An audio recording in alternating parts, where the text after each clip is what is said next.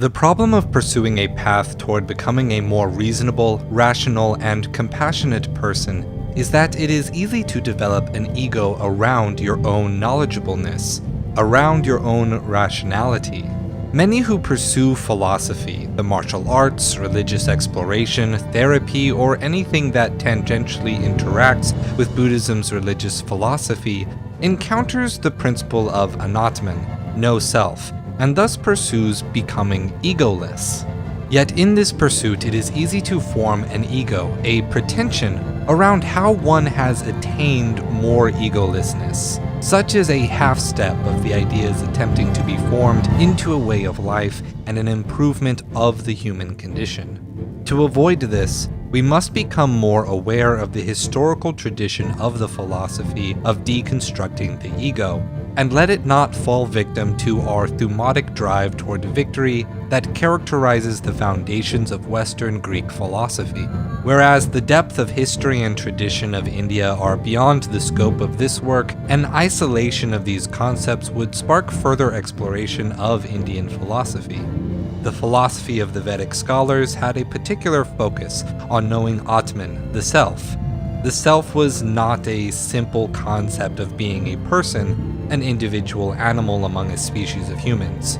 Certainly that aspect was involved, yet the principle of the self was a far more abstracted idea, the external, unchanging aspect of you that allows you to persist as a whole, unitary organism. Beyond that, the self is also your connection to Brahma, the principle of persistence for reality itself. The founding of Buddhism came as a skeptical tradition, reacting to the Hindi scholarship that evolved out of the Vedic literature. The Buddhist argument starts with all life being defined by suffering, and that suffering comes from desiring that which we do not possess, as well as our attachment to the things we do possess. We attach ourselves to these things because we falsely perceive that our desires and our possessions contain any sort of permanence, any degree of persistence. When those supposedly permanent things leave, change, or die, we suffer. Thus, ultimately, the suffering comes from ignorance, ignorance of the impermanence of all things. To cut to the heart of the cycle, the principle of anatman, no self, was devised. It is not just the things you desire that lack permanence. You, the person that desires, have no permanence or persistence as well. Constantly in change, there is nothing that we can point at and say, that is me, for any infinitesimal length of time. What then is desiring if there is no self to desire? Who is feeling pride if there is no self to be proud? Who raises up to be seen as greater if there is no self to hold the ego?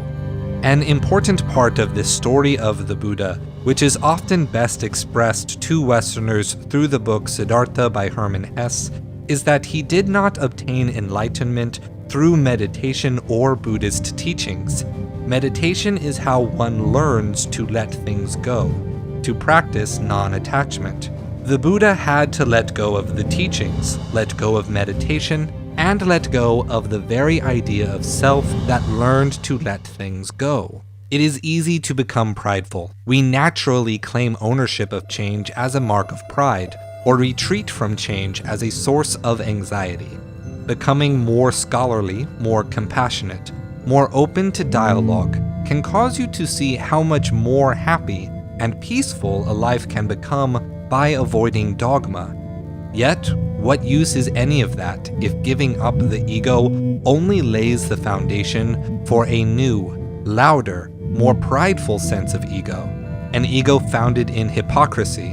As a martial artist, or a Buddhist, as a scholar or a philosopher, you gain nothing from stroking your ego with how egoless you have become. You only demonstrate that there is no self worth exalting. Thank you for watching, my friends. If you enjoyed the video, by all means leave a comment below so that we can discuss the ideas further. If you did enjoy it, also hit the like button. That like button is the single most effective way to make sure this video can get in front of other people who might be interested. New videos come out every Saturday without fail, so make sure to hit the subscribe button and the notification bell so that you don't miss any of it. Thank you again, and remember, stay true.